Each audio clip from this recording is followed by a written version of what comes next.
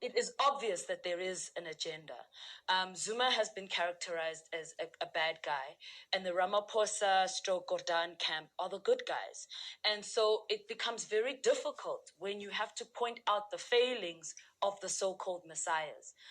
For us, for example, in the space that I operate in at NUMSA, Pravin Gordan has been a disaster, worse than a disaster. So brutal to workers in the most horrendous way. But you would be hard pressed to find a media house that would characterize Pravin's actions as brutal, even though they really are. Thousands of workers, not just at SAA, not just at SA Express, Denel as well, who've gone months without salaries. Any other minister should be fired.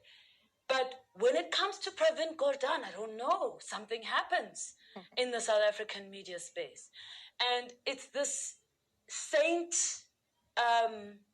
narrative that we have to defeat, because the problem with these narratives is that when these people reveal themselves to be the devils that they truly are, it becomes very difficult to then speak out against them, as is the case for some media houses. Now, I want to stop you right there. I'm going to come back to Pravin and workers-related issues. You left ENCA. Was the first Maswapo's time in your life to say, listen, I'm done here? Because you even quote in your open letter, the heaven of racism. Walk me through that. It was a journey. I would say that the tipping point for me was Marikana. Marikana was I'll never forget. I cannot tell you how much Marikana changed my life. I was there in the days before the massacre. I was there in the days after the massacre. The only day I wasn't there was the actual day of the massacre, you know.